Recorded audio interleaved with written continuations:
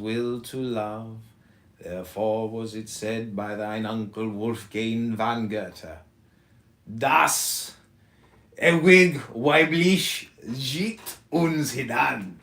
But therefore also hath she no nature of truth, because she is but the eidolon of an excitement, and of a going of thy star, and appertaineth not unto its essence and stability. So then to thee she is but matter, and to her thou art but energy, and neither is competent to the formula of the other. Therefore also as thy will is itself imperfection, as I have showed thee aforetime, thou art not in the way of love, except thou be dressed in that robe of thine which thou callest woman. And thou canst not lure her to this action proper to her by thy truth, but thou shalt, as our grammar saith, assume the mask of the spirit, that thou mayst evoke it by sympathy, but thou shalt appear in thy glory only when she is in thy power, and bewildered utterly by ecstasy. This is a mystery, O my son, and of old time it was declared in the fable of Scylla and Charybdis, which are the formula of the rock and the whirlpool. Now then meditate thou strictly upon this most worthy and most adorable arcanum to thy profit and enlightenment. On the two rewards of the path, de duobus premis viae. Let it be a treasure in thine heart, O my son, this mystery that I shall next unveil before thine eyes, O eagle, that thou art undazzled by the brilliance of light that soarest continually with virile flight to thine august inheritance.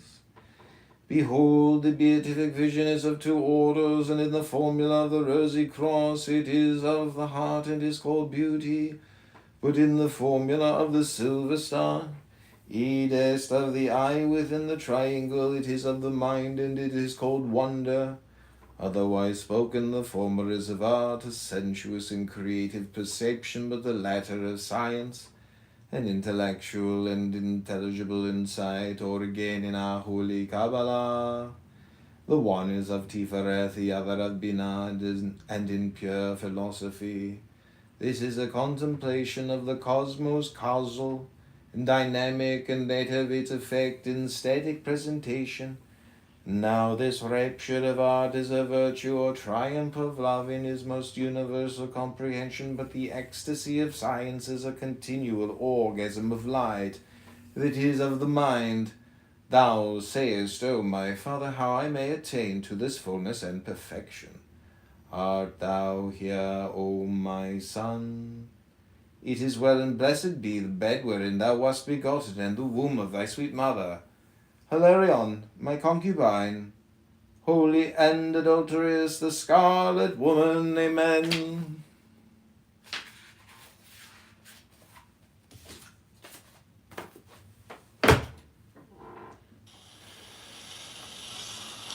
And as a matter of fact, that's also true of sculpture, but we consider the background in sculpture irrelevant because it is not something which the artist himself has created. It's the temple or museum or place in which it is shown. But when you paint, and especially when you paint on a rectangular surface, instead of a surface that is shaped along with the figure, so that the outline of the figure is also the frame, when you paint, you have to put in some kind of a background. Now, if you've seen Greek or Russian icons, the background is solid gold, often emblazoned with jewels. But as time went on, painters began to put landscape in the background, because that's the way you see people. They must be against something. And in due course, Western painters began to be fascinated with the background. And they said to the figure, move over. And then there were landscapes. But of course, the people who looked at them and weren't used to this kind of thing said, well, that's not what I call a painting. But in time, they got used to it. So used to it that, in fact, in every